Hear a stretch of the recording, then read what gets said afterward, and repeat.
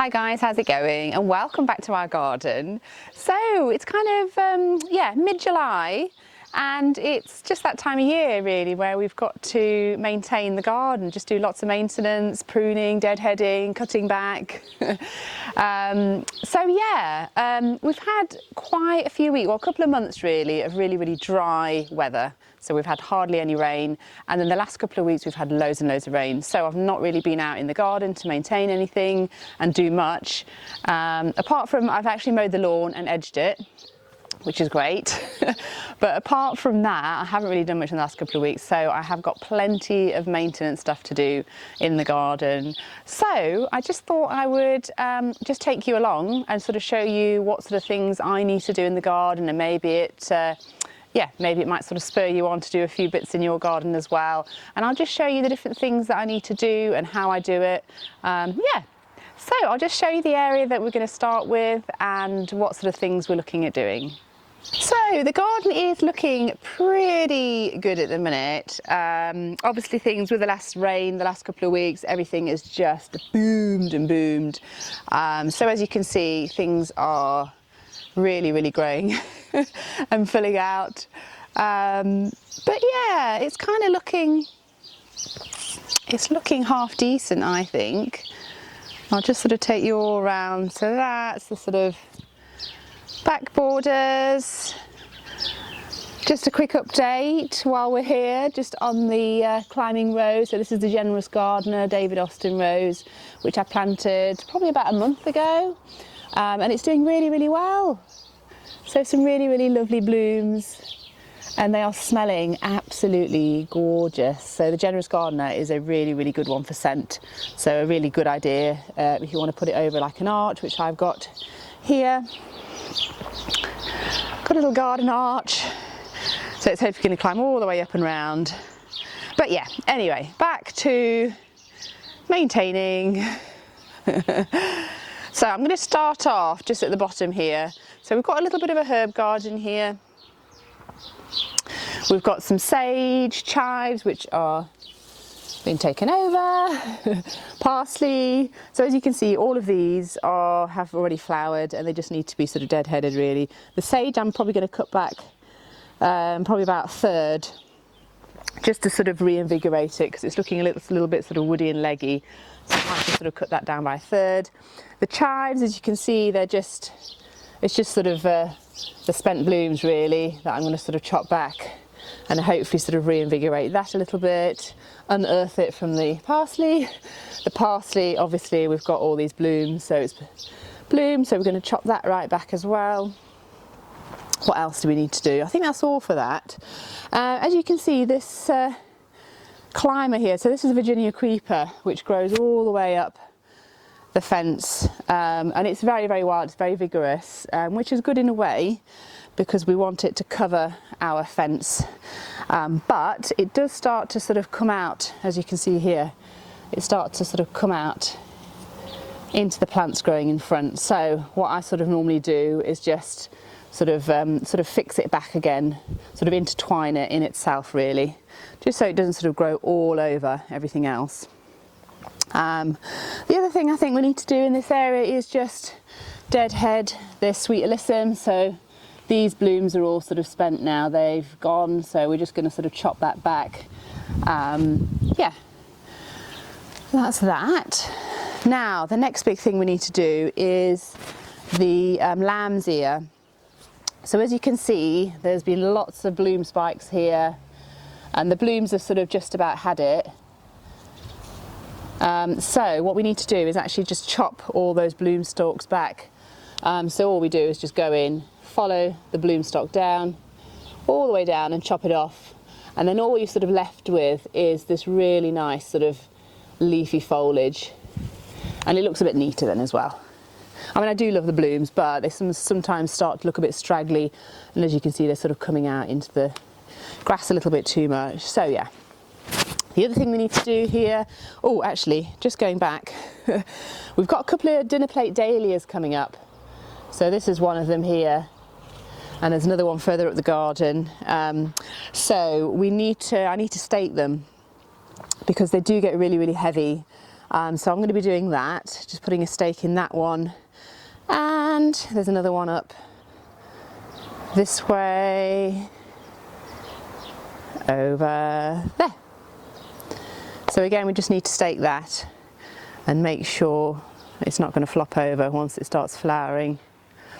The other thing we need to do, and I've shown this before in a video, just need to start deadheading these lupins again. So this is about the third flush that these lupins have had. There's some purple ones there as well, and they look absolutely gorgeous.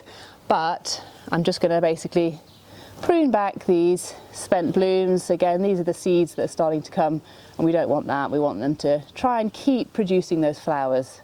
So putting all the energy into the flowers rather than producing all these seeds. So again, we'll just sort of follow that back, chop it back to the nearest sort of leaf bud, and then hopefully that'll send more energy into producing even more blooms. So maybe another fourth flush, who knows? We will see.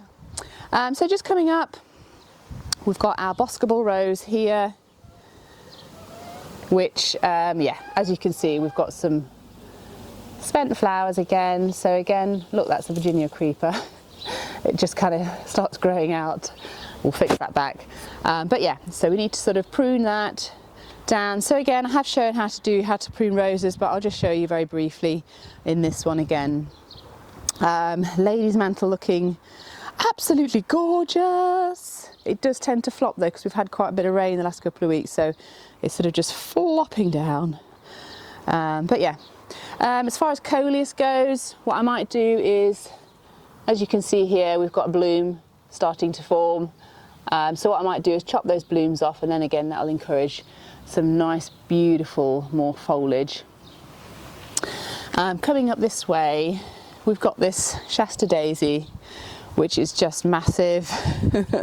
I don't know whether I'm going to keep that in its place actually, because it's next to some yarrow, which is kind of a similar tall interest there, so I might take that out at the end of this year. But I think at the minute I'm just going to basically prune it back a little bit, unearth this euphorbia which is trying to grow but it's just been sort of swamped by these daisies. So again, just tidy that up a little bit. Coming on down, I don't think there's much to do here apart from there's some more lupins that we need to just kind of deadhead again. Again, a bit of sweet Allysum over there. The verbena, again, just deadheading those as well. Hopefully that'll encourage some new flush of blooms. Yeah, and I think that's it. Elderberry as well, black lace elderberry. You can just come and sort of prune off the flowers, but you don't have to. I might just leave those actually, because they get some nice berries on them. Yeah, and again, we've got a nice rose here. I think that's probably, I've done all the maintaining for that, so I don't need to cut any more, but we've got lots of fresh buds coming. So that'll be its second flush. Oh, look at those. Look, they're just about to start blooming again. So yeah, nothing to do with that one. Coming along, and I think that's right. Oh, the iris, yeah, we can chop, again, just deadhead that iris a little bit. So we just basically take the bloom stock all the way down to the ground, and then we chop that back. And then coming on to this climber here, so this is a climbing hydrangea. I might chop those, sort of just deadhead them. You don't have to. You can just sort of come in and just kind of break those off like that, easy peasy. So just to make it a little bit neater, you can do that. So I might do that depending on how much time I've got left. What else have we got to do? I think that's about it really. The little chickens. Hello girls. Hi. Now then, on to this big monstrous thing. So this just grows tons and tons every year. We do have to chop it back every year. So what I might do is just sort of try and sort of limit up a little bit, because we have got some really nice plants growing underneath. We've got some Brunnera which is looking absolutely gorgeous, and I want to be able to see that because those leaves are just stunning. So I might just sort of limb that up a little bit. And also we've got some hostas, some new hostas that I planted behind there. Again, just sort of limbing it up a little bit, and then maybe just sort of trimming it back so it doesn't come out into the grass as much. So yeah, we'll do that as well. And I think coming down this way, there's not really that much. We've got the beautiful honeysuckle here, which is going quite wild, so I might just kind of tidy that up a little bit, but it's looking so pretty. We'll see. I might just kind of do this bit here where it's sort of coming over the hydrangea a little bit. And I think that is pretty much all I need to do down here. I think I've done all the rest of it already. Look at the beautiful hostas starting to bloom as well. Look at those. They're beautiful, aren't they? So yeah, those are the sort of bits I'm going to be focusing on today. So I'll just sort of set a camera up and then sort of just show you individually how I maintain each bit, and then I'll sort of show you at the end what we've done. All right, let's get on it.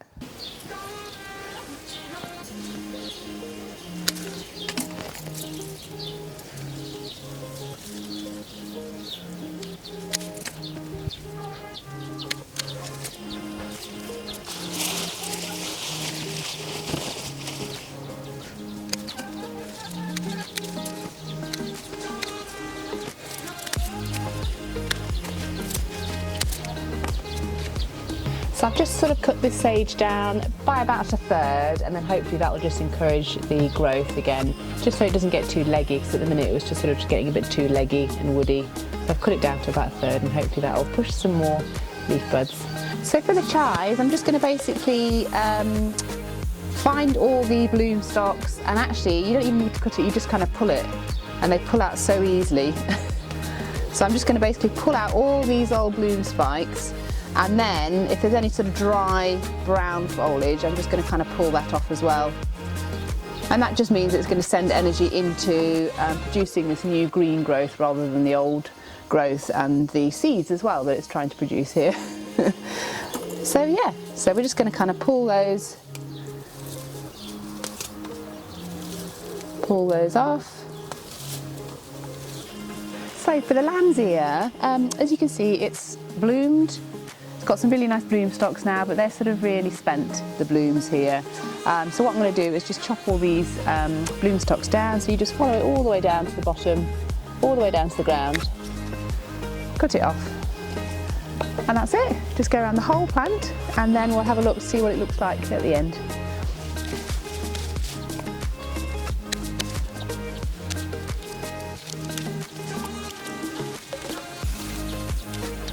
There you go, that's looking so much better, so much neater. So you can go in and sort of get rid of any of the dead leaves as well, just sort of pull those out, and then it just looks nice and fresh. So on to staking our lovely dahlia here. So this is a nice dinner plate dahlia. It's going to get really, really heavy blooms, so I need to make sure I stake it so that once it blooms, it's not going to all flop over and break. So all I'm going to do is just put in just a little bamboo cane, and then I'm going to tie it up with this soft garden tie which we've got. So it's basically wire with a sort of rubber surround around it, so it doesn't sort of cut into the plant. So I'm just going to chop a little bit of that off and then sort of tie it round the dahlia and the stake, and that should do that.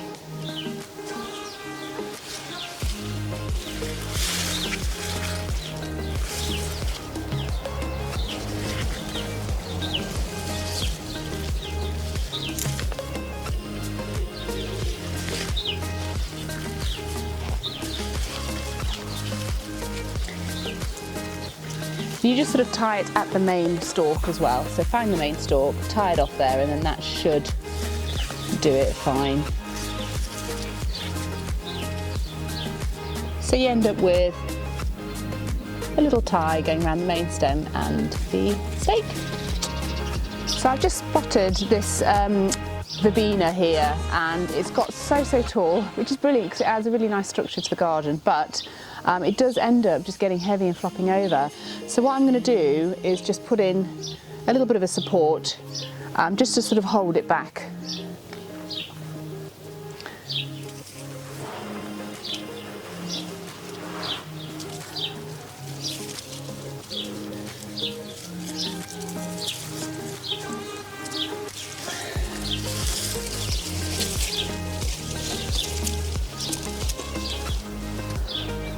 There you go, much better. So next we've got these roses and we need to just prune those off. So I'll just show you how I prune them again. So as you can see, you've got a spent bloom here. There's no other blooms on it, no other buds. So what I want to do is chop that back. So we need to sort of chop it back to the nearest 5 set of leaves and to the one that's pointing outwards. So I think going back here, got a set of 5 leaves there, but that's sort of pointing inwards. We've got a set of 5 leaves here, that's pointing outwards. So what I'm going to do is chop that back over there. So next onto this Coleus. So you can see it's starting to flower here. So what we want to do is nip those flowers off really, because they're not that nice to look at. And I'd far rather look at all these lovely leaves, and I'd far rather the plant put more energy in producing these lovely leaves, because that's basically what we grow Coleus for, is these beautiful leaves. So I'm just going to pop these off.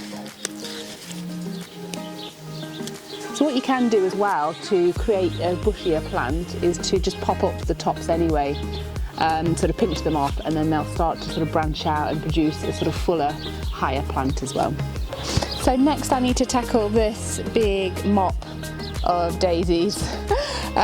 So our daisies this year have grown really, really tall and then have flopped as well, so I don't know if it's to do with the weird weather that we've had, but I'm just going to try and tidy this up. So we've got some kind of coming into the grass, I'm going to cut those back.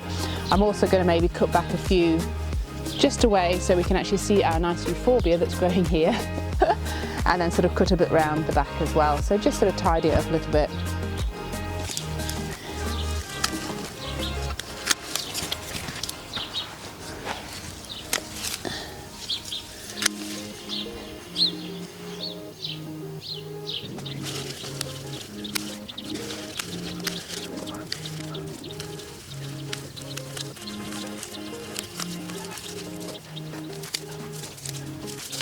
So with the iris, you just literally follow the bloom stalk all the way down to the ground, really, really simple, and then chop it off over there. So same with this hosta bloom, again it's flowered out now, so we're just going to chop that bloom stalk all the way down, and now it looks a lot tidier.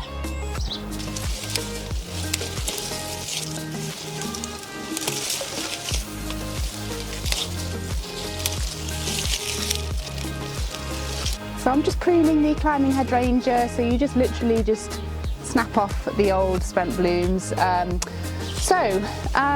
Climbing hydrangeas, they bloom on old wood. So if you do want to prune it, you want to prune it right after it's finished blooming basically, so you don't sort of damage any of the new buds that are forming. So generally I tend to leave it alone. If there's some bits that are coming out, like this one, I will sort of go and chop that back. And then sort of chop it a little bit, just make sure it sort of stays a little bit more to the fence. So anything that's sort of coming out, just kind of, chop that bit back. But generally I leave it alone, just so that it can set all those nice buds for the following year. So the last thing that I want to tackle today is this big bush. So as I said before, I'm going to try and sort of limit up a little bit, so just kind of get rid of these bottom layers and maybe sort of trim a little bit around this side.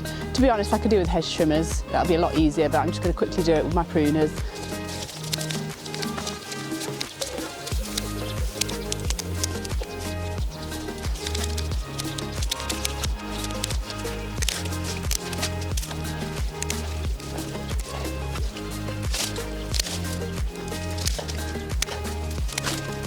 Alright guys, so that's what I've done with it. So I've just kind of limbed it up. So yeah, there's just a lot more room underneath, and I might actually be able to plant some more brunnera behind it.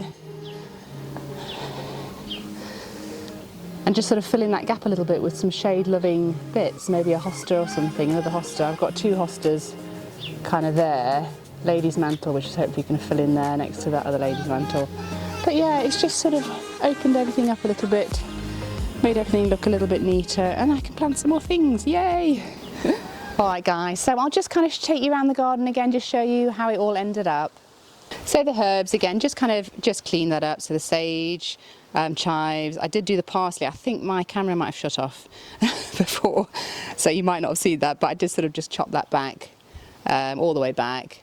And then sort of just coming up, we pruned the Coleus there, the sweet Allysum as well, so that just looks nice and neat and tidy, and that will again push new flowers again. So a couple of weeks, 2-3 weeks time, that'll push new flowers. What else did we do? Oh yeah, we came up here and we staked the dahlia, so that is now fully staked, so when the flowers come that will just hold up really nicely. And then coming down here we cut off all the bloom stalks of the lamb's ear, tidied it up a little bit, looking a lot neater.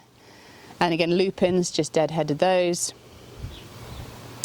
What else did we do? Oh yes, I just kind of supported the verbena as well, just because it was flopping over.